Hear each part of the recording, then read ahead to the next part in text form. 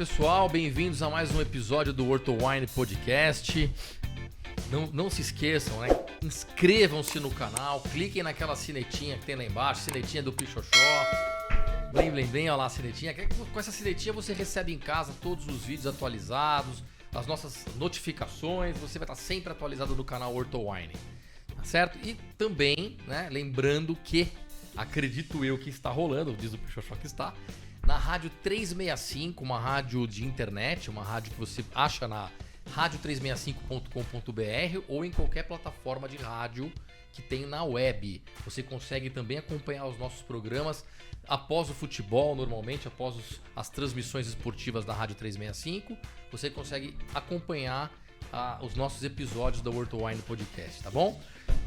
Lucão, tamo junto mais uma vez. Vamos lá. É isso aí.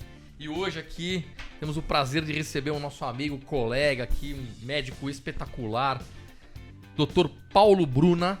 Ele é um urologista, na verdade ele é especialista em endurologia, né? Formado pela Escola Paulista de Medicina, pela Unifesp.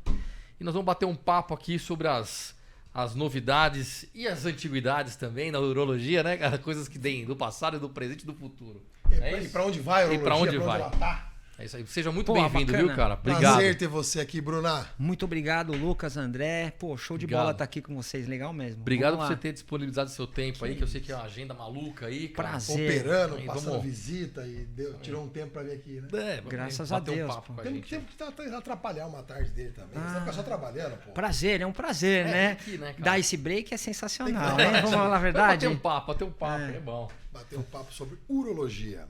Pô, Paulo, assim, você conta pra gente um pouco da tua especialidade mesmo, que até eu, como médico, o Lucas também, a gente não tem, eu acredito que o Lucas também não, tanto conhecimento, que é essa endurologia, a parte de endurologia, acredito que seja uma coisa relativamente nova, né? O que você pode falar pra gente? Na verdade, não é que ela é nova, mas é que a tecnologia que apareceu nos últimos anos e que vem surgindo melhorou muito. Fez ela exponenciar. Eu me lembro quando eu era residente, nós estamos falando de mais de 20 anos, a primeira vez que fiz uma endoscopia, uma uretrocistoscopia, quer dizer, eu olhei no aparelho pela uretra, eu era residente de cirurgia geral, e eu vi a imagem e olhei a bexiga por dentro, eu falei, cara, me achei, é isso que eu quero. Eu quero fazer isso aqui, eu quero fazer cirurgia endoscópica. Então você tem várias endoscopias, endoscopia pela boca, broncoscopia, colonoscopia, e o que a gente faz é sim uma cirurgia, um acesso, um tratamento pela uretra, sem corte, sem ponto. Então a gente entra pela uretra, vai pela bexiga, entra no ureter, sobe do ureter até o rim. Então a gente trata hoje situações dentro do rim, principalmente cálculo, pedra no rim, mas pode ser tumor, pólipo também, e a gente trata isso, esse é o ureter. Essa é a imagem. Essa é a imagem do ureter, né? Esses dois fios são fios guias. Aqui é interessante, a gente está no meio do caminho entre o rim e a bexiga, e tem o pulso, né, da artéria ali pra frente, bem na frente. Tá vendo que tá pulsando? Dá pra ver bem ali. Ele cruza, a né? artéria empurrando. A artéria ilíaca, né? A artéria ilíaca, o ureter cavalga, passa por cima da ilíaca para depois chegar no rim. Então, a gente faz isso, a gente entra no rim, e lá dentro do rim tem uns brinquedos muito legais. Tem laser, tem cestinha para tirar fragmento de cálculo, e a gente vaporiza o cálculo. Hoje tem aparelhos com imagens sensacionais, aparelhos digitais, eles são flexíveis. Eu ando no rim, olho todos os cálices, vou até o cálculo, uso o laser, fragmento o cálculo. Então, assim, é sensacional. Dá para tratar a próstata também, aumento benigno da próstata, é tudo por via endoscópica. Tem laser, tem ressecção com alça de ressecção bipolar, tem vários tipos de laser, mas são cirurgias endoscópicas, né? Tem, isso é uma fragmentação de cálculo, né, com a fibra do laser. Mas que imagem top, hein, cara? As imagens parece são... videogame. Parece, não né? Parece? É absurdo a imagem. É uma endoscopia intrarrenal, Lucas. Muito, muito, muito bacana. É muito bacana, né? E é interessante, né? Tem N Mas lá na tua formação na residência já tinha essa endoscópica? Já nesse ponto, não? Flexível endoscópica não tinha. Não Eu tinha. lembro no meu 6º ano de faculdade que a gente via pelo aparelho de metal, você ia lá e olhava. Isso. E né? esse aparelho de metal hoje é conectado numa câmera que te leva a imagem no monitor de 4K enorme. Então você manuseia, não precisa mais fazer com o olho no aparelho, você está conectado numa câmera. E o alcance era menor, acho que fazia só cistoscopia. Exato, eu acho, não era isso? exato. Era Você isso. ia pela uretra e vai até a bexiga só. Parava na bexiga. Esses acessos, eles são do século XXI, né? São acessos mais recentes. Nossa, imagem top, cara. E os aparelhos demais. foram melhorando, eles foram ficando mais leves, mais flexíveis, com imagem melhor. E hoje tem aparelhos de laser que são fantásticos. Então, cirurgias que a gente fazia há 10 anos atrás, cirurgias que a gente fazia acesso pelas costas, que é a cirurgia renal percutânea, para tratar cálculo grande de 2, 3 centímetros, né? Hoje a gente consegue fazer por via endoscópica graças a essa tecnologia, a qualidade dos lasers. Então, tudo na medicina, né? Tá ficando cada vez menos invasivo, menos agressivo. É difícil hoje eu ter uma cirurgia aberta, né? Fimose, vasectomia, ok. Mas aquelas cirurgias de rim, de fazer lombotomia, de abrir o paciente. Não é tua são... rotina mais, né, cara? Não é. É que nem a gente também. Acaba vindo mais por um tumor, uma coisa. Um cálculo, não. Mas mesmo assim, para cálculo não precisa. E mesmo o tumor hoje tem via robótica, que é a evolução da laparoscópica. Então a urologia ela ficou endoscópica ou laparoscópica, robótica. Então você tem cirurgia robótica e você tem endurologia, que são essas cirurgias endoscópicas flexíveis, né? E cálculo é muito prevalente. Essa nossa alimentação, essa dieta industrializada, ultraprocessada, rica em sódio, né? Sal puxa cálcio na urina. Então, essa alimentação ocidental, 10% da população tem pedra no rim? 10%? É muito. É muito. E mais... Isso sem contar, isso 10% o cara nem sabe que tem. Isso é a quantidade de gente que nem sabe. A prevalência é alta e você deixa o paciente zerado. Em 5 anos, 50% refaz. Quem tem pedra, refaz. Claro que tem estilo de vida, tem antecedente genético, né? O pai tem, o filho tem. Tem uma série de fatores. Mas é uma doença bastante prevalente. Né? Muita gente tem. É comum, né? E o problema é assim, você tá com o cálculo dentro do rim, como você falou, você não sabe. A pedra tá lá dentro do rim, ela não tá obstruindo, não tá entupindo o rim e tá lá. Mas quando ela migra e vai pro canal e entope o rim, ela vai pro ureter. O ureter é o caninho que leva a urina do rim pra bexiga, né? Se ela vai pro ureter e obstrui, o ureter às vezes faz um espasmo, o ureter ele tem peristalse que nem alça. E às vezes ele faz um espasmo no cálculo e obstrui, e esse rim tá colocando urina lá, tá filtrando o sangue e jogando urina lá dentro. Aumenta a pressão, distende e aí você tem a famosa cólica renal, pela dilatação, pela distensão do rim. Não conseguir drenar a urina. Então assim, não é o movimento do cálculo, não é o cálculo dentro do rim, mas é o quanto ele entope. E pode entupir lá em cima, perto do rim, no meio do caminho ou lá embaixo. Se eu conseguir botar uma imagem do aparelho urinário aí, acho que é legal. É legal pra gente mostrar. Deixa eu mostrar pro pessoal em casa entender o que você tá falando, que é bem... E que tamanho de cálculo começa a dar problema? Boa pergunta. Abaixo de 4 milímetros, a maioria das pessoas consegue eliminar. Então, calculinho de 2, 3 milímetros, até 4. Pode até ter uma cólica, mas a maioria vai eliminar. De 4 a 6 milímetros, aí 50%. Né? Então, um cálculo de 5 milímetros, uma média, eu tenho paciente que elimina e tem paciente que não consegue eliminar. Na verdade, eu tenho paciente que elimina de 6, de 7 e eu tenho paciente que não elimina de 4. Depende da sua anatomia e da sua facilidade ou não para expelir cálculo. Acima de 6, 7 milímetros, 8, 9, é exceção. A gente até vai mostrar, tira foto, mostra pro colega, esse aqui meu paciente eliminou um cálculo de 10. Raríssimo. Né? Então, acima de 10 é muito improvável. De 2, 3 o cara nem sabe que eliminou, né? Nem vê, né? Sim, não vê. Não vê, sai né? no turbilhão da urina, você não vê. Os cálculos pequenininhos, então, muita gente elimina e nem não vê. tá nem vendo que eliminou. Porque o cálculo ele nasce grudado na papila renal, lá dentro do rim. Né? Por que o cálculo, às vezes, ele vai se desprender e sair com 2, 3 milímetros? E por que às vezes, ele vai ficar lá e vai ficar crescendo até 4, 5, 6, 7, 8, 10, 12 e assim por diante? não tem muito uma certeza. Ah, isso aqui é a bexiga e tinha um cisto de próstata. Eu me lembro dessa cirurgia. O paciente não conseguia urinar, mais um tratamento endoscópico e feito pelo canal, e tem a ressecção. Acho que nessa imagem aí tem até a ressecção desse cisto. A imagem é bonita aí, se você achar, Xoxó. Tá nesse mesmo post. Ou no anterior até. E tem a ressecção. É o mesmo aparelho que a gente usa para ressecar próstata, né? E também tratamento endourológico. Esse é vamos dizer, o carro-chefe, né? E próstata hoje tá fazendo por endo também, ou faz robô? Boa pergunta. São duas situações completamente distintas.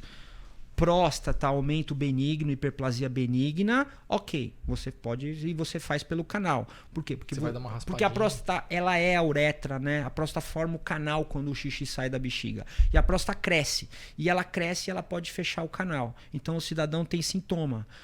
O jato é fraco, o jato é fino, acorda à noite várias vezes, demora para começar a fazer xixi, o jato é interrompido, faz xixi e não esvazia tudo, tem que voltar 5 minutos depois, então ele tem esvaziamento incompleto. Então, sintomas, arde, isso é aumento benigno. Câncer de próstata, você não sente nada. Aí a gente vai entrar na conversa do PSA e na conversa de rastreio e de screening para câncer de próstata, né? Para fazer triagem de câncer de próstata. Então, são coisas completamente diferentes, são entidades diferentes. Aumento benigno dá sintoma, que é de dificuldade para urinar, geralmente de jato mais fraco, mais fino, né? Aquele gotejamento no final. E câncer de próstata você não sente nada. Você só vai sentir se a doença estiver super avançada, metastática, enfim, uma doença avançada que vai te dar sintoma. Sintoma é aumento benigno. Câncer é sem sintoma, tá? E claro, teria uma terceira entidade que isso é a prostatite. É importante, cara, você fala, porque às vezes as pessoas já ficam encanadas. Porque, pô, meu xixi tá saindo com jato fraco, tá pingando, é tô urinando mais. É HPB. E aí é um tratamento endourológico. Agora, o tratamento do câncer de próstata, aí já é um tratamento que hoje, a grande maioria das vezes, é pela robótica. Né? Claro, na época de residência, a gente fazia cirurgia aberta, operava bem. Hoje, muito pouco, né, da cirurgia aberta. Tudo tem evoluído, passando pela laparoscopia, agora chegando na robótica. É legal, porque às vezes o cara tem receio, o cara fala, pô, tô com um problema pra urinar, pra não sei o quê, já é próstata, já não vou nem ver que eu tô com câncer. Tem uns caras meio exato. Tem medo de ver. Tem que ver. É isso que é importante, você entender que às vezes não.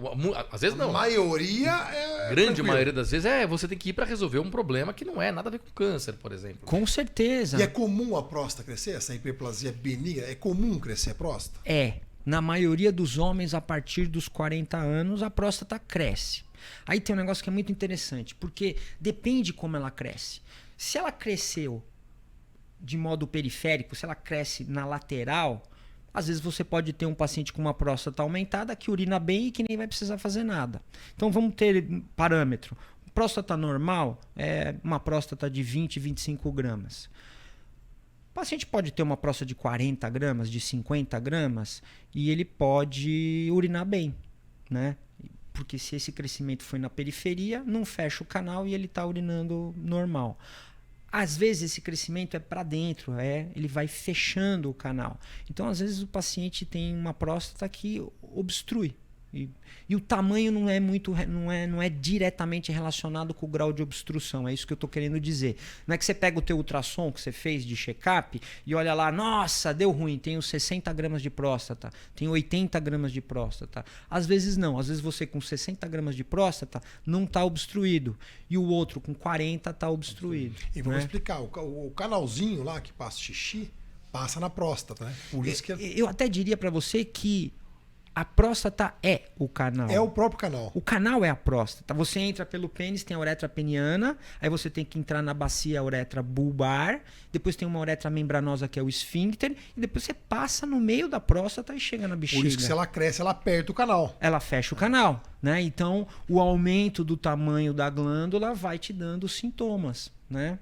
E isso é ruim, porque atrapalha a vida da bexiga. Isso leva uma resistência para a bexiga. A bexiga tem que fazer força para vencer essa resistência que a próstata impõe. E aí você tem deterioração da bexiga. Então você acompanha no ultrassom e a bexiga começa a ter espessamento de parede. A bexiga tá fazendo muita força para tentar expelir a urina. Exato. E aí ela vai padecendo ao longo dos anos. Ela vai tendo trabeculações, septações, divertículos, que na verdade é depósito de colágeno, é fibrose. A bexiga vai ficando fibrótica e perde força contrátil. Não é que ela fica mais musculosa e contrai melhor, é o contrário, né?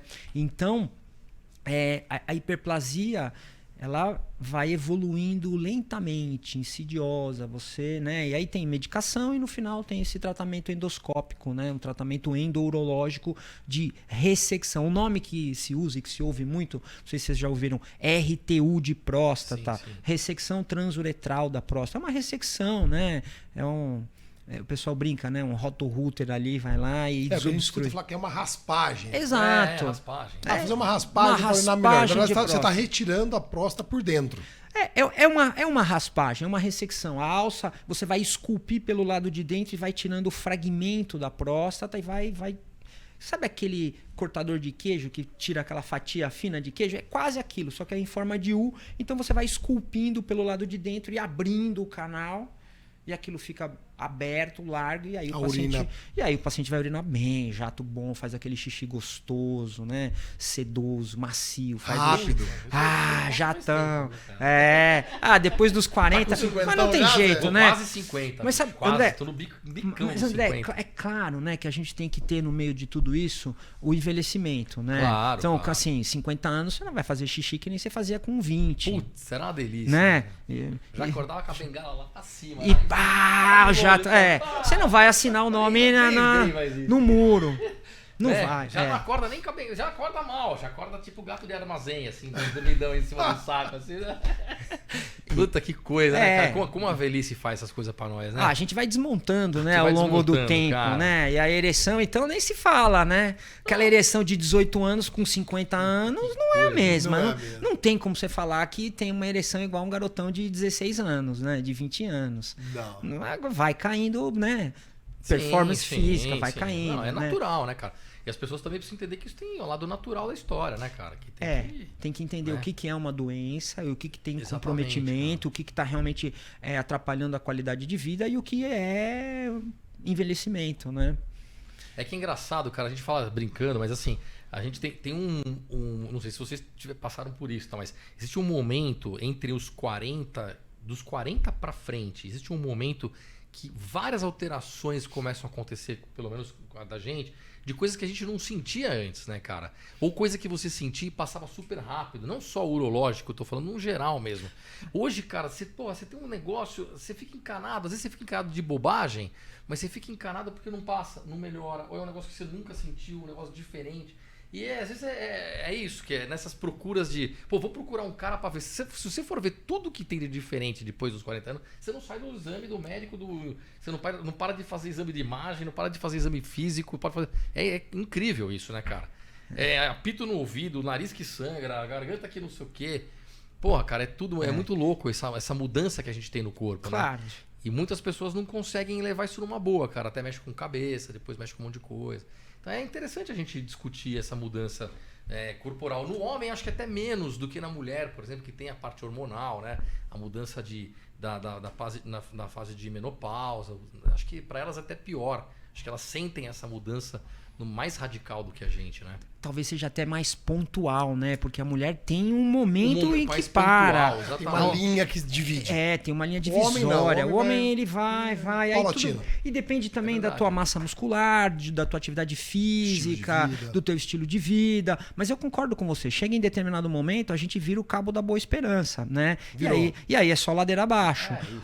E sempre vai doer. Vocês vão me dizer, né? Existe uma ressonância de coluna normal num cara de 50 anos, não. Você faz uma ressonância do ombro, do joelho, vai estar normal? Não existe, você não vai ver esse diagnóstico. Sempre vai ter coisa, né? Alguma coisinha tem. Sim, cabe a nós decidir o que é clinicamente relevante e o que a gente pode fazer, né?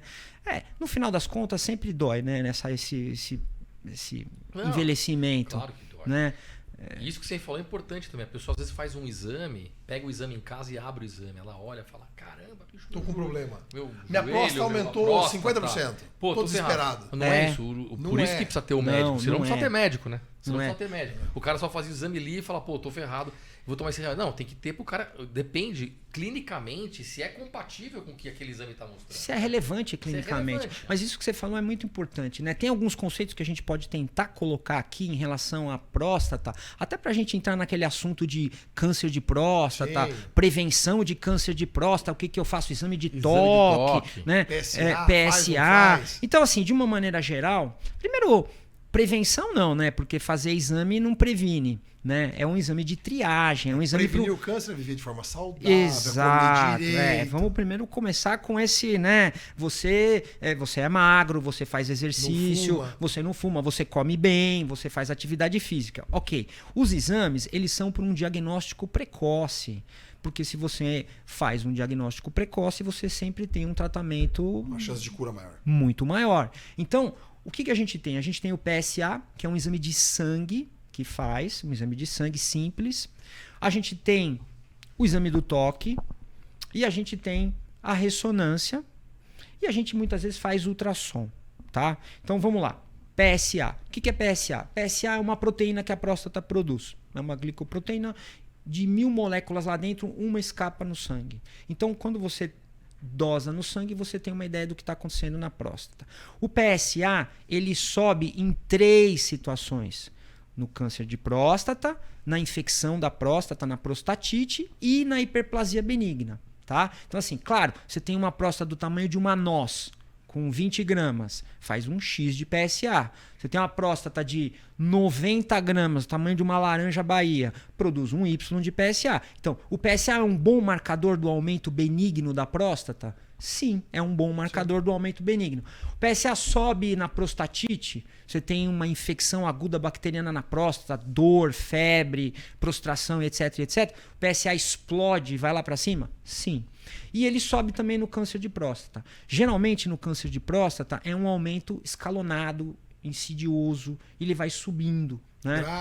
Gradativamente. Ele não dá grandes saltos, ele não salta mais do que 100% o valor. Então imagina o seguinte, a gente deve fazer o PSA para ter a nossa linha de base, porque o PSA sempre sobe um pouco, desce um pouco, sobe um pouco, desce um pouco. E você tendo essa sua linha de base, sabendo como é o seu valor de PSA, você vai perceber a hora que essa curva começar a subir, a hora que ela começar a escalonar, a exponenciar. Aí você enxerga que tem alguma coisa errada, aí tem que ir atrás, tá? Os valores mudam muito de pessoa para pessoa. Geralmente um cara jovem, do cinquentão, ele vai ter um PSA... Um cara jovem, ele vai ter um PSA que o teto disso, estou falando de referência para a população geral, é 2,5. E um senhor de 80 anos, de 85 anos, ele pode ter esse teto em 4. Quando eu me formei, o valor, a referência era 4. Agora eles já dividiram por idade. Se você é mais jovem, essa referência vai até 2,5. Se você é idoso, ela vai a 4 e no meio do caminho passa por 3, 3,5 como teto. Mas o ideal é você saber o seu número, né? O exemplo que eu gosto de contar, que é bem prático de consultório, é esse. Você pode ter 2 pacientes exatamente iguais, com o mesmo valor de PSA. Isso é muito, muito interessante. E com o mesmo tamanho de próstata. Fizeram ultrassom, tem 30 gramas de próstata, ambos têm 50 anos, ambos têm 2 de PSA, ambos estão dentro da referência geral para a população, porque ambos têm 2 de PSA. São idênticos, têm o mesmo nome. E os dois vieram no consultório, chegaram hoje no consultório e me trouxeram o PSA que é igual de 2, ambos 2. O primeiro chega lá, eu olho e falo, pô, que legal, olha só, você tem 2 de PSA... num exame seu aqui quando você tinha 40 anos, há 10 anos, e o seu PSA oscilou 2,1, 1,9, 2, 1,8, 2. Legal, joia. Você está com o mesmo PSA há 10 anos, fazendo uma amplitude pequenininha aí de 1,8 a 2,1, tá tudo certo, tchau, obrigado, um abraço, volta ano que vem. Nos vemos uma vez por ano. Nos vemos uma vez por ano. Precisa fazer exame de toque? O paciente chega com o PSA igual a 10 anos? 10 anos atrás? Não, tá tranquilo, legal. O mesmo cara que é igual, é o mesmo paciente com o mesmo nome, mesmo tamanho de próstata, mesmo PSA. Pô, cara, tô um pouco preocupado aqui, vamos ter que te examinar. Por quê? Porque tua linha de base era entre 0,8 e 1. Você fazia lá 0,9, 1, e 1, 0,9. Poxa, aí o ano passado, olha só, o ano retrasado você fez 1,1, agora o ano passado você fez 1,3 e agora você fez 2.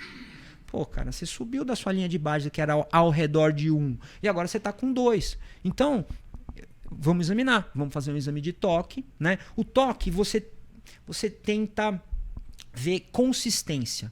Então você palpa a próstata, que tem que ser mole assim, que nem se fosse essa região da mão, da palma da mão, mas se você achar uma região pétrea endurecida, é suspeita para uma neoplasia, para um tumor de próstata. Então esse paciente precisa fazer exame físico, esse paciente precisa de exame de toque, né?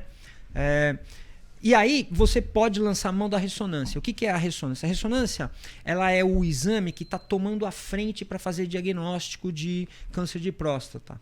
A maioria dos tumores, você faz diagnóstico por imagem. Então, um tumor no rim, você faz uma tomografia, tumor no cólon, você faz uma colonoscopia, você faz imagem para os tumores.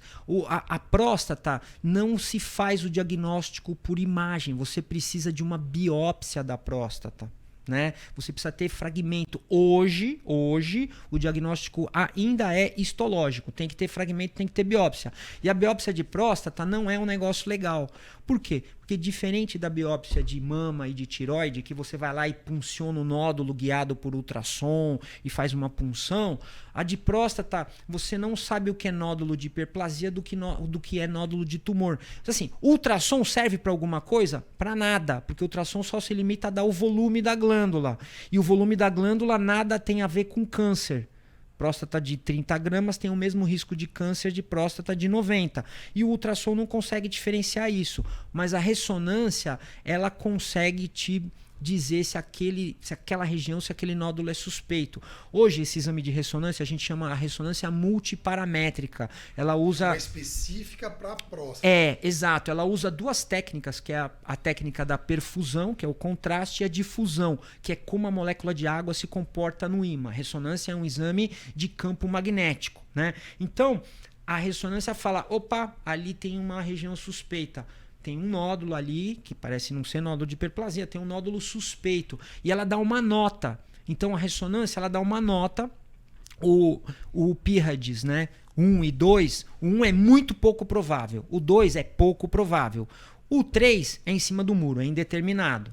O 4 é provável e o 5º é muito provável. Então assim, você fez uma ressonância e tem um PIRADS 5, tem muita chance de ter um câncer de próstata. Né? Talvez até no futuro você nem precise fazer a biópsia e a ressonância já te indique um eventual tratamento ou não. Mas hoje o PIRADS 5 acerta, Lucas. O PIRADS 5 acerta. É assertivo isso aí. Ele acerta, 90%. Ele vai acertar. Você pode ter trabalhos, mas são porcentagens grandes de acerto no PIRADS 5. O 4, eu vejo que às vezes erra, 70%, mas mesmo assim é muito... Você tem que biopsiar.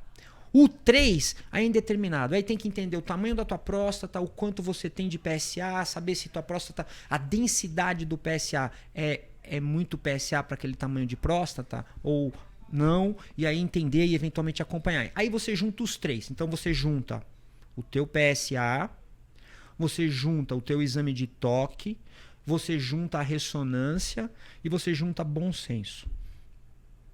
E aí, isso aí vai traduzir. E você conversa com o paciente e você tem que decidir se tem um risco de ter um câncer de próstata. Vamos fazer uma biópsia? Ou vamos acompanhar, repetir o PSA daqui a 3, 4 meses, a gente espera, repete a ressonância daqui 6 meses. Então, aí entra uma conversa porque é uma decisão a ser tomada com o paciente. Então, câncer de próstata é isso. Minha sugestão, tenham os valores de PSA. Saibam o seu valor de PSA. O valor basal. Saiba a sua linha de base do PSA. Conheça o seu valor. Qual que é o seu PSA? Como que você anda? Teu PSA está em que faixa, né? Quais são os seus últimos exames? Porque às vezes você vai chegar para mim com 2 de PSA e eu não tenho ideia. O que é o 2 de PSA para você, André? Exato. Seu 2 de PSA era um PSA que era 2,5 e caiu para 2? É um PSA que era 1,2 e subiu para 2? 2 a 10 Ou anos? é 2 a... Então assim, você precisa ter o teu histórico. Agora vinha 0,5, 0,4, 0,3, 0,3. Um ano pulou para 2. Opa. Subiu 1,5 aí no ano. Opa. Tem alguma margem que sobe em um ano, assim, que fala, olha, aí... Ó, Preocupou. geralmente, aumentos acima de 0,7, 0,8 por ano são aumentos significativos. E se você dobrar de PSA em menos de 2 anos, também é bem significativo. Claro que você pode ter uma prostatite, às vezes Que vai aumentar muito mais do que isso. e às vezes aumenta, às vezes prostatite faz subir de maneira, né, de 1 vai para 10 o PSA, né? Então, se você tem o PSA de 1 e aí tem sim uma prostatite, foi para 10, pô, é prostatite mesmo, né? Você faz até o diagnóstico de prostatite. Mas tem que saber essa linha de base do PSA, né? Tem que entender. Então, faz o PSA e acompanha. Você faz o PSA, vem lá do lado os valores de referência. Às vezes eles colocam, tipo, de tanto a tanto, indicação de hipertrofia, de tanto a tanto, neoplasia. Tem uns números que, né? Existe isso mesmo, assim, de você... Ou é meio bicuda? Não, você está entrando até você está aprofundando um negócio que é o PSA livre sobre total. O PSA tem uma fração livre e uma fração total. Então, muitos exames a turma, né, pede PSA livre e PSA total. Quando você tem uma relação do livre sobre total acima de 20%, fala a favor de hiperplasia benigna. Quando essa relação do livre sobre total é abaixo de 15%, tem mais chance de ser neoplasia, de ser câncer. Então. Só que tem um detalhe. Essa história do livre sobre total não funciona quando o PSA é baixo. Então, assim, se você tem um PSA abaixo de 2,5, não funciona ficar pedindo livre sobre total. Pede PSA total. Se tem um PSA alto, meu PSA funciona melhor acima de 4. O laboratório vai colocar na referência que acima de 2,5 já dá para você usar essa relação livre total. Mas na prática eu vejo funcionar menos essa história do livre sobre total. E é uma bobagem você pedir isso. Então, assim, se você acompanha o paciente e se você tem um PSA com 0 na frente, vamos falar a verdade aqui. Você tem 0, qualquer coisa de PSA, 0,8, 0,7, 0,5, 0,6, 0, qualquer coisa, teu PSA é ótimo. Tá tranquilo. Tá tranquilo. Sim, Relaxa. a chance de ter um câncer clinicamente significante é ínfima. Então, assim, esse paciente, no meu consultório, não precisa nem fazer exame de toque. Se você chegar com 0 de PSA, a gente vai acompanhar, botar os números no gráfico e vamos acompanhar, né? Claro, não sou, de modo algum, não sou contra o toque. Sou extremamente favorável. O toque faz parte do exame físico. Faz parte do exame físico. Mas tem que ter um equilíbrio, né? Não é um negócio assim tão encaixotado, tão... Infelizmente, nós até conversamos isso aqui antes, né? Infelizmente, algumas pessoas se afastam, não vão no lojista receoso de fazer o toque, que é uma bobagem incrível. Claro. E vamos falar, é um exame tosco. Tanto que Nossa, hoje... cara, é 3 segundos, cara. Você vai ver a consistência. Se o nódulo não tá ali na periferia, perto do teu toque, ele tá numa região que a gente chama de anterior da próstata, você não vai tocar, o toque falha. O toque tem erro, tem falha.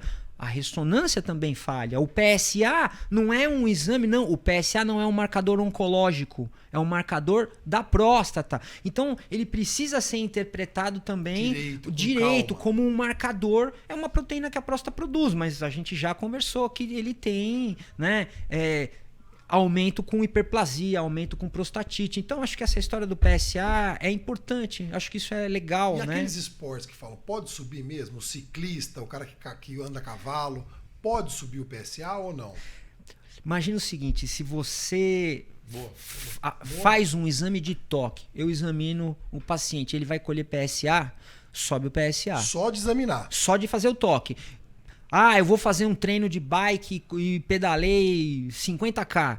Não é legal você fazer isso para subir o PSA. Você pode, a pressão do selim na região do períneo pode te fazer subir sim o PSA. O próprio orgasmo, na hora da relação sexual, né, a contração pulsátil ali do períneo no orgasmo, você vai colher o PSA, ele pode dar um pouco aumentado. Agora, não tem também nada a ver em relação a risco, né? Senão o pessoal do Tour de France teria problema e teria uma incidência maior de câncer de próstata. É só o marcador que sobe. E talvez transitório ali na hora que você fez o exercício. Que você fez Não que isso vá levar a um risco maior. Não, então, isso não. Risco tem genética por trás. Eu até comentei com o Lucas antes, 1 a cada 6 homens vai ter câncer de próstata. Esse número é importante ficar frisado. 1 a cada 6 homens. 1 a cada 6 6 homens vai ter o câncer de próstata. Então assim, é um número considerável. Significativo. Né? Só eu falei, põe numa mesa lá, 6 amigos, um vai ter.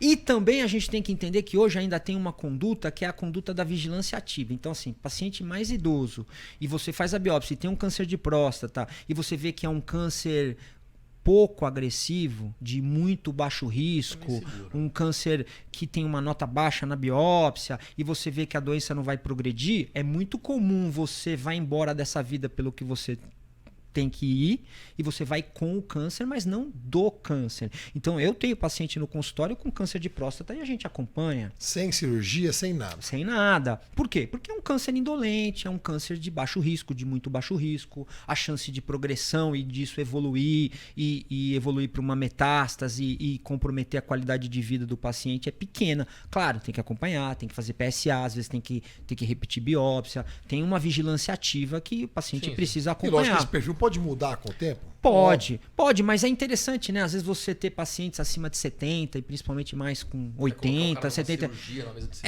Ainda mais para um câncer de próstata, né, de muito baixo risco. Então vai tem isso de forma também. lenta. Exato. Então, assim, dá pra gente ficar aqui 3 dias discutindo. Né? Tem que. Cada caso é um caso. Óbvio. Né? Cada caso é um caso. Mas é isso, de uma maneira geral, faça o seu PSA. Faz então, o PSA. duro que eu faço, eu já fiz vários, né? Mas aí eu faço um num laboratório, outro no outro. Então, até é legal ter uma sequência. Até legal. Eles te colocam depois aquela tabela de evolutiva, né? Evolutivo. E você tem um gráfico evolutivo. Você tem que ter. Tem um padrãozinho, né? Seguir um padrão e fazer no mesmo é melhor. Né? Eu gosto. Eu acho que fazer exames gerais, né? Um check-up geral básico, ter exame de ultrassom, né? O rim, como é que eu examino o rim? Na palpação do rim hoje, você não chega a conclusão nenhuma, né?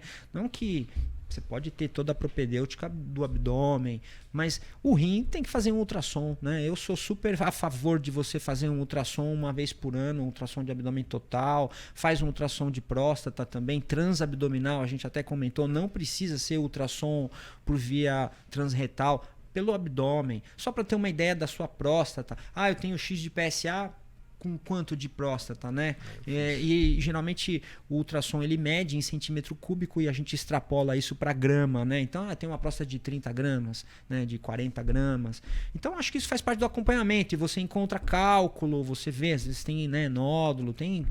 ultrassom é um bom exame de triagem. Faz o seu ultrassom, faz o seu exame de sangue que tá tudo certo. E estilo de vida saudável, né? E Paulo, é super comum a gente pedir ultrassom e o paciente vem com cistos, com Bosniak. O que é isso? Preocupa, não preocupa? O que são esses cistos do rim? É super comum. Super comum, ótimo. E assusta, porque os tamanhos são grandes. 3 centímetros, 4 centímetros, 5 centímetros. Você fala, e aí? Eu costumo dizer que cisto é água, nódulo é sólido. Então, quando você tem uma imagem de um cisto, você está falando de uma bolha de água. Tá? Membrana fininha e líquido dentro. Cisto não preocupa. É que nem cabelo branco. Aparece com a idade.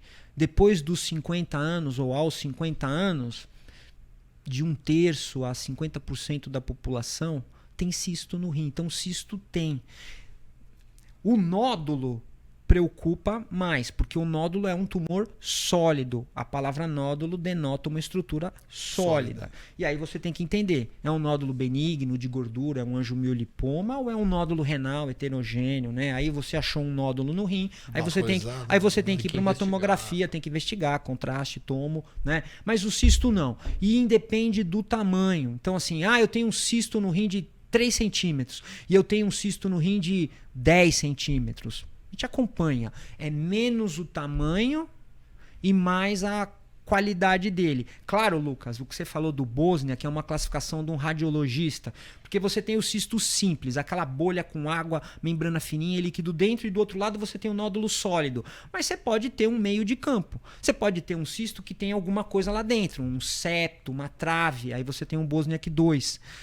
Pô, às vezes tem esse espessamento na trave, você pode ter um Bosniak 3, e às vezes você tem estruturas sólidas, é um tumor sólido cístico, é um Bosniak 4. Então essa classificação do Bosniak é quando você tem um meio de campo entre o cisto e o nódulo. Mas cisto, não se preocupem. Sai do nada para lugar nenhum, né? Igual o cabelo branco. Tranquilo. Porque, às vezes, o pessoal lê e assusta. O 6 cisto, centímetros. tranquilo. Meu Deus, é enorme, não é nada. Mas você sabe que eu já paguei a língua uma vez, né? Uma vez a paciente entrou, sentou na minha frente e falou assim, eu vim aqui porque eu tenho um cisto que eu preciso ser operada desse cisto. Eu nem olhei o exame e já falei, olha, eu não opero cisto. Cisto é uma patologia benigna. E destilei todo esse vasto conhecimento sobre cisto. Com aí toda a segurança. Firmeza, né? Olha, cisto a gente não opera, é patologia benigna. Aí eu fui entender o caso depois, né? Cabeção. Aí fui olhar, ela tinha um cisto no polo superior do rim esquerdo de 23 centímetros que comprimia o fundo gástrico dela e ela ficava empachada. Ela ia comer e começou a ter... Então não era pelo cisto, era pela queixa gástrica. Pelo volume, né? Era quase uma bola de futebol gigante. De salão ali, gigante, e que comprimia o estômago e estava atrapalhando a vida dela, assim, tá bom, não. Aí eu dei a mão... Toda a razão. Toda a razão. Dei a mão à palmatória ali e falei, não, a senhora tem razão, né? E esse tem que tirar. Esse a gente chama marsupializar. A gente tira a tampa. Imagina que é uma bola, você vai lá e tira a tampa do cisto. Ele fica aberto, esvazia. Não adianta puncionar. Se você só puncionar de guiado. maneira guiado por tomo por ultrassom, você esvazia o cisto, ele cresce de novo. Ele refaz. É difícil. Tem nessa história de botar álcool, enfim. Mas mas não. Mas, cara, e no consultório você deve ver bastante coisa de impotência sexual também.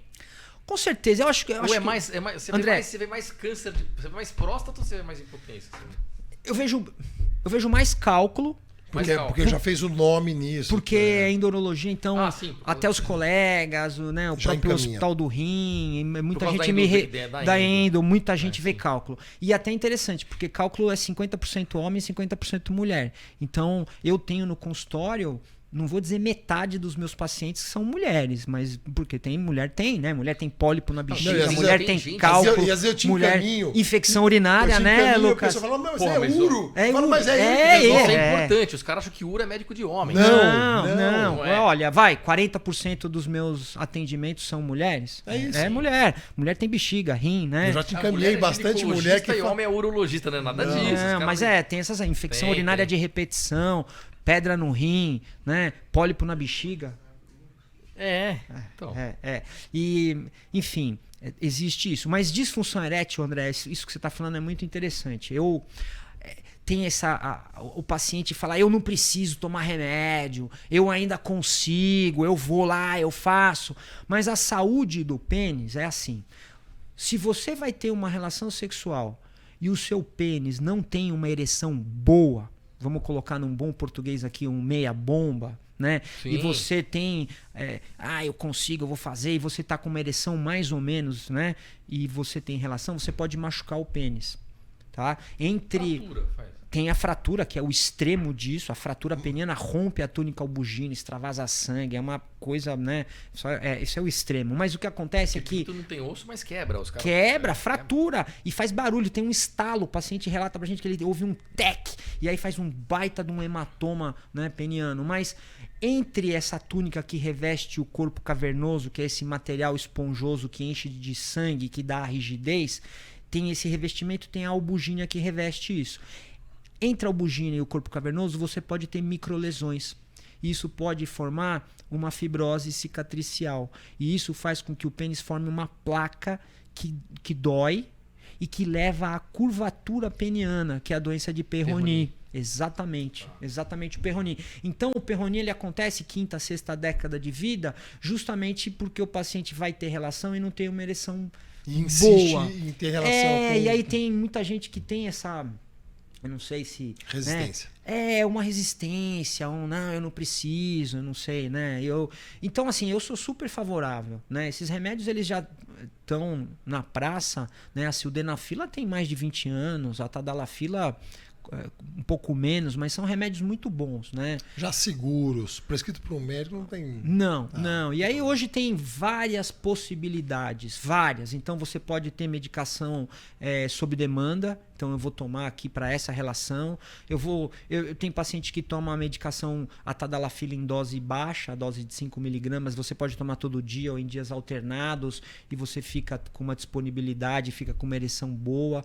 Hoje existe até vias de administração disso que são sublinguais. Você tem filmes orodispersivos em que você consegue colocar a tadalafila e sildenafila. Então o paciente fala, eu preciso da ação agora, eu não sei, 15 minutos eu quero ter o efeito, um filme orodispersivo. Então, aí tem que conversar com o paciente, mas entender o que entender, mas a minha Mas é curioso, eu não sabia disso, cara, que essa persistência no meia bomba levava ao perronia aí. Persistência ao meia bomba não é legal. É legal você ter uma ereção boa. A minha ereção completa. Uma ereção plena. E se você não tá com uma ereção plena, vai dormir. Viu, Pichoxó? Escutou. Depois eu te tem deixo. Um amigo, né, tem uma amostra grátis aqui, né? Tem um amigo. Tem um amigo. Um amigo meu tá precisando. precisando. Mas eu sou super favorável. Só não pode, Lucas, só não pode tomar essas medicações quem usa dilatador coronariano. Então assim, você usa vasodilatador coronariano, né, à base de nitrito ou nitrato, isordil, monocordil, sustrate, né, você usa esse tipo de medicação, aí não é legal, porque aí potencializa o vasodilatador e aí vamos falar de legal. Bem real aqui, o podcast está aberto. São remédios bons e seguros prescritos pelo médico. Claro, você tem que entender que tem... Passa com o médico, ele vai escolher a dose, o medicamento, se pode, se não pode. Exato. A tua segurança não vai ninguém se arriscar sozinho. Exato. E aí, assim... Não existe almoço grátis, né? Todo remédio tem seu efeito colateral. Todo mundo que já experimentou esse tipo de medicação sabe que eles dão rubor facial. O rosto fica vermelho, vai ficar com a bochecha, boca vermelha, orelha vermelha, né? E cefaleia, dor de cabeça, é um grande efeito colateral. E às vezes nariz entupido, né? Fica com uma congestão nasal. Vai ficar... Não. Ele fica... Não. Como é que fica, Pichoxó? Fica... Não consegue? É assim que você ficou? Exatamente a cabeça do pinto. Fica vermelho. Fica, Transforma o cara da cabeça do cara. Cara de glande, né? Cara de glande. Cara de glande, né? Fala, pô, que legal. Tu tá fantasiado de glande? Não, tomei vai ficar vermelho, né? A mulher já olha e fala, você andou tomando alguma coisa, né? Você chega lá vermelho, a orelha vermelha. Explodindo. Quente, a orelha explodindo de vermelho, a boca vermelha. Cara, depois esconder. Ela vai olhar pra você. Não, tomei nada. Não, imagina, né? A cabeça latejando. Bom. Foi... Vamos logo, eu preciso tomar um alisador pra dormir. Pra dormir. Minha cabeça explodindo.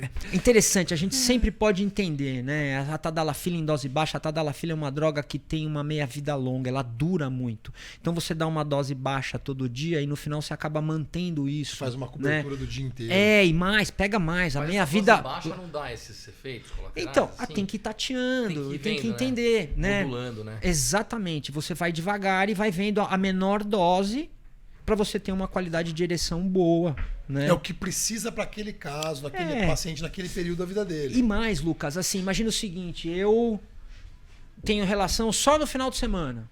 Então, segunda, terça e quarta não precisa. Não, aí eu vou tomar a tadalafila na sexta de manhã. É isso. Sexta e sábado, ou quinta, resolvido. Sexta e sábado, né, para fazer uma dose acumulativa da quinta para sexta. Então, assim, cada caso é um caso, né? Eu tenho relação muito frequente, 3, 4 vezes por semana. Tá bom, toma todo dia. A tadalafila de 5. Lembrando também do estilo de vida para disfunção erétil, né? Sem obesidade, atividade física, cigarro. Não precisa ser grande gênio da medicina, tá até no maço escrito, né? Uma grande causa de disfunção erétil é o cigarro. É o tabagismo. Mas quando eu fumava, eu comprava outro. Que não tinha, né? Aí não tinha problema da disfunção erétil. Mas você viu o câncer, vai ser pior. Não sei, depende do dia. Fala, brocha, hoje não Olha, pode. Cigarro, diabetes, detonam, né? Hipertensão, sedentarismo. Porque assim, uma vez o paciente brincou comigo, doutor, quero performar, quero 2, 3 à noite, eu quero ter performance. Eu falei, beleza, pegar aqui o cronômetro, vamos ver em quanto tempo você dá a volta correndo no quarteirão. Pô, doutor, você tá de brincadeira comigo? Não consigo nem dar, não consigo dar, não consigo correr nenhum quarteirão, quanto mais dar a volta. E você quer ter performance numa atividade aeróbica cardiovascular, que a tua frequência cardíaca vai lá pra cima. E ainda manter a ereção boa esse tempo todo. Entendeu? Então, assim, você quer ter performance, você tem que ter fôlego, né? Você tem que ter VO2, você tem que ter cardio, você tem que ter fôlego, né? Eu sou médico, não sou mágico, porra, né? Não, o cara tem que, né? Vai fazer a parte dele. Claro. Sim, você tem que ter capacidade cardiovascular. Você tem que ter coração, né? Você tem que ter força aeróbica aí, né? E muitas vezes o cara joga tudo na testa. Ah, então eu preciso de uma testa pra ter relação melhor. Isso é legal. Bom gancho que você falou. Então o cara não tem uma função erétil. Acho que é a testa. Acha que é a testa. A testa é libido.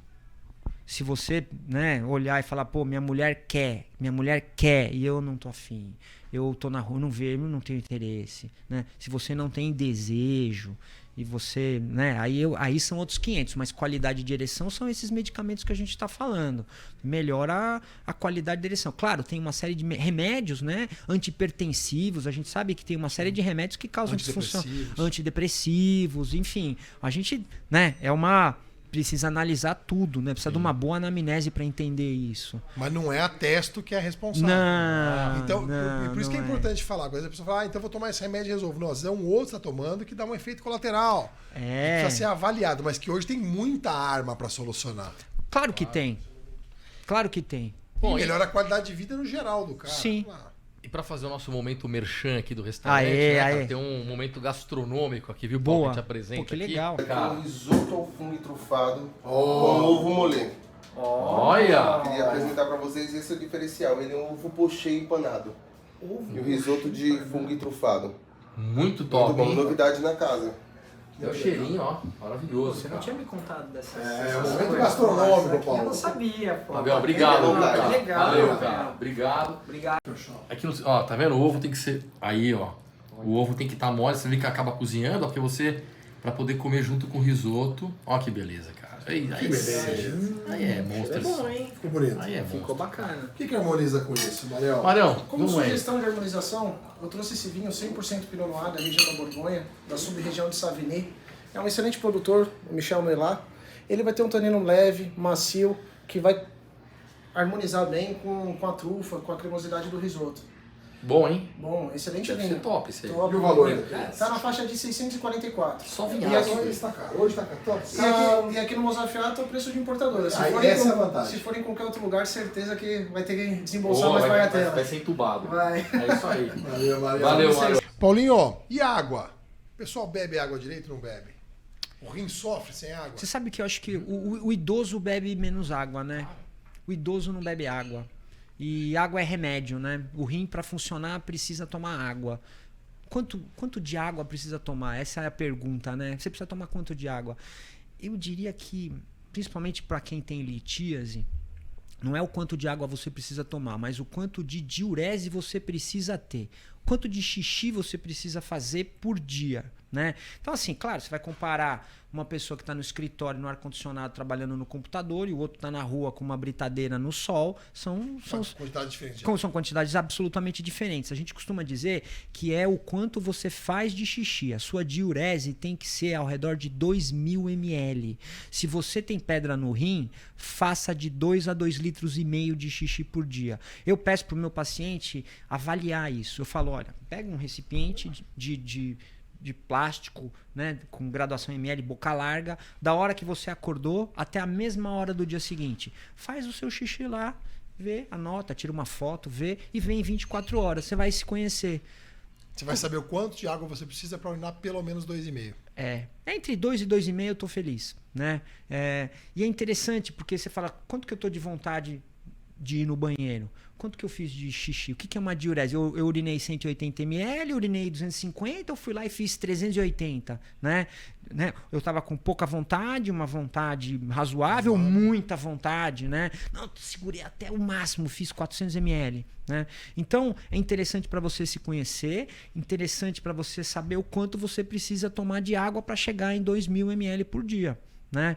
Um idoso que não tem cálculo, pelo menos 1,5 litro de água tem que tomar. No mínimo 1,5 litro, né? No mínimo. Claro que depois você tem água de fruta, água dos alimentos. Tem um trabalho muito, muito maluco feito com um mariner americano. Olha isso. Os caras estavam treinando no deserto, no norte da África, com todo o equipamento, e os caras colheram uma urina de 24 horas. Quer dizer, todo o xixi era coletado. Cara, sabe quanto esses caras tomaram de água em 24 horas? A média de água desses caras em 24 horas foi 17 litros. Nossa. Variou, mas treinando no sol, no deserto. Um mariner, um cara gigante. Navy SEAL ali treinando no sol com todo o equipamento. O extremo do ser humano. E a média de diurese dos caras foi 900 ml. Nossa! Com 16 litros pra dentro, só 900 ml. Variou de 12 a 21 litros o que os caras tomaram, e a média de diurese foi abaixo de 1 litro. Olha que loucura. Entendeu? Então, assim, dá pra falar, se você tiver num ambiente de trabalho de escritório, pode ser 1 para 1. Você toma 2 litros, você vai urinar 2 litros. Mas isso dependendo do, né? Nós estamos falando aonde? No Rio Grande do Sul ou no quanto de músculo no Piauí, né? Quanto de em Manaus. Você tem, quanto você não tem. Vai variar. Né? Outra, falar, você dá aula, você fala o dia inteiro, pô, você vai, né, vai perder mais. Então, assim, o ideal é entender o quanto você faz de xixi em 24 horas, o quanto você urina. Né? Mas sim, o motor funciona se ele estiver bem azeitado. Precisa ter óleo no motor. De água. Sim. Tem que sim, beber. A gente precisa. cuida da água. E já voltando naquela história rapidinho, só para eu não perder a que eu lembrei aqui, a história de disfunção.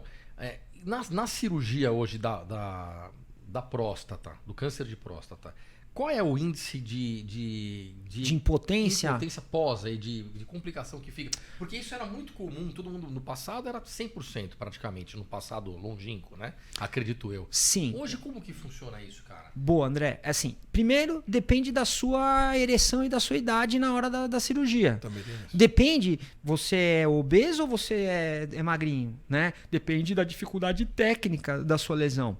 E depende do planejamento operatório, né? Você tem um tumor que está ali na cápsula prostática, perto do feixe vasculo nervoso em um dos lados, né? Eu vou ter que preservar o feixe, ou eu posso fazer uma cirurgia, né? Eu não vou preservar o feixe, ou eu vou preservar o feixe. Então, assim, precisa entender. Se você tem 75, 80 anos e tem uma ereção ruim, já tem uma ereção fraca e é diabético, e é tabagista, ou enfim, já tem uma ereção comprometida, você vai ficar impotente no pós-operatório. Agora, você tem 55 anos de idade, não fuma, não é diabético, faz esporte, eu vou conseguir preservar seu feixe na cirurgia, o tumor não está ali grudado, saindo, pegando o feixe, e você tem uma ereção boa e você é jovem, você vai ficar potente. Então, a gente dá um número, mas muda muito de caso para caso. De uma maneira geral, quanto mais velho você for e quanto pior for a sua ereção antes da cirurgia, maior a chance de você ficar com impotência. Quanto mais jovem você for e melhor a sua ereção, melhor a chance de você ter potência no pós-operatório. Claro, 50% de chance, né? É um número honesto para você dizer para o paciente. A robótica melhorou isso? A robótica melhora com a visão. Na verdade, depende também da expertise do cirurgião. Né? Você tem que ter uma curva de aprendizado. Essa cirurgia em relação à potência depende da qualidade. Esse é o console do Da Vinci. Depende dessa habilidade do cirurgião. Mas, enfim, a gente tem medicação, a gente tem fisioterapia, a gente tem sequências de medicamentos para tratar isso. Então, melhora, né? Eu diria que talvez até seja maior do que 50% hoje, em mãos experientes e no final das contas você põe uma prótese. E aí vai discutir se é uma prótese inflável ou é uma prótese semirrígida, tem prós e contras, a gente também pode ficar um tempão discutindo essas possibilidades, né? Mas o grande problema da cirurgia oncológica é, essa impotência e 2, a incontinência. A incontinência, obviamente, também tem a ver com o seu como é que é seu períneo, né? A musculatura perineal, né? Você faz atividade física, não faz, mas enfim, qualidade técnica de quem opera, mas é difícil você ficar incontinente, fralda, né? Tem um período perioperatório que vaza mesmo. Tirou a sonda, cicatrizou o primeiro mês, vai vazar. Mas a grande maioria fica continente e perde em algumas situações, né? A bexiga tá muito cheia, deu risada, tossiu, aí vaza. Tem sempre alguns pacientes meus, eles usam um forro, um protetor, né? Mas não é algo que atrapalha a qualidade de vida na maioria das vezes. A incontinência não é uma questão, o grande problema. A potência, o paciente sempre quer tratar o câncer, né? O americano chama de trifecta, né? Que é um tripé de resultado da cirurgia de câncer de próstata, que é o tratamento oncológico, o seu PSA zerou depois da cirurgia, 0,00 qualquer coisa, 2,0 depois da vírgula, zerou teu PSA, você tá continente? Né? Você tá socialmente legal, você tá legal, aí você vai brigar pela potência. Né? Aí tem várias situações. Você toma a tadalafila de 5 mg todo dia, aí você coloca a sildenafila de 50 em cima, 100 de sildenafila em cima de uma base de 5 de tadalafila. Entendeu? Dá pra gente tentar várias situações para melhorar, né? Sim. Legal, cara. É isso aí. Câncer de próstata tem tudo isso na cirurgia. Tanto é que essa história do aconselhamento genético, a gente vê, né, esses testes genéticos, né, que você vê se você tem a mutação no BRCA, né, e aí na mama tem até a história de você ir lá e já tirar a mama profilática, né, de maneira profilática. Mas na próstata não, justamente porque a cirurgia tem morbidades, né? Uma cirurgia na pelve, a mama tá fora da cavidade, né, fora da cavidade torácica. É o que nós conversamos. Quer minimizar a chance de câncer, viva de forma saudável. Com certeza. Não fuma, não fique obeso, faça atividade física. Sempre, né, Lucas? Se hidrata direito, come comida boa, vem no Mozafiato olha, um prato desse com aquele Pinot Noir, aí valeu, né? Aí tá bonito na foto. Maravilha. Pô, cara, obrigado, viu, velho? Obrigado, viu, cara? Paulinho, legal, hein? Bate-papo Legal, cara. Só informação boa por um médico aí que eu falo que é um amigo. É um amigo e a referência da minha família, dos meus pacientes. O Paulinho é um cara da minha confiança total aí. Não só na amizade, como na competência que há anos eu venho de acompanhando. Poxa, muito legal. E ainda deixa marcado aqui amigo de Ricardo Basile. Basilão. Grande Basilão. Ô, Paulo, legal. Deixa um contato seu, cara, de Instagram, não sei o que tem. Tem o Instagram dele aí, depois você põe pro Xoxó. Tem. Colocar, Pô, ele coloco. coloca. No contato tem o contato da minha secretária da Edna e do Ele consultório. coloca tudo depois, quando for montar lá também coloca, né? Pô, legal pra caramba. Deixa o contato do Pô, André, Bruno Lucas, pô, show. Mais hein, uma Que isso, referência que vem Ficaria horas falando aqui, né, Você cara? é O papo vai, fantástico, né? Mas Foi um você prazer que é te muito receber. Dá um gentil. exemplo aí. Mas faz esporte, Graças a surfa, Deus. Pô. curte a vida. Isso aí, tem que ser Vive assim. super bem. Graças a Deus, né? Amém. Dessa vida a gente tem o que a gente vive dela, né? Exato. É isso aí. Aproveitando a vida com juízo. Poxa, muito obrigado. Eu que Obrigado agradeço o você, convite. Obrigado por despender seu tempo com a gente. Que é um Lucazão, prazer. mais uma. Valeu, hein? Só Obrigado. informação Valeu. top hoje. Pô, O valeu Pichoxó vocês, anotou tudo ali. Ô, Pessoal. Pichoxó, obrigado, viu? Xoxó é um monstro sagrado, nosso Lombardi. Pessoal, inscrevam-se no canal, não se esqueçam lá, ó, sinetinha do Pichoxó, pra Rádio acompanhar 365. tudo, Rádio 365, tá bom? Obrigadão, um beijão pra todo mundo aí. Pichoxó, aqui, ó, fazer um tchau lá, galera. Assistam. Valeu. Aê, valeu, obrigado, hein? Abraço. Muito obrigado pelo Valeu. convite. Valeu. Show. Espetacular. Cara, obrigado, Experimenta. velho. Ah, eu vou Pô, experimentar agora isso ficou aí. o ovo, ficou duro, cara. Mas eu vou Mas, pegar.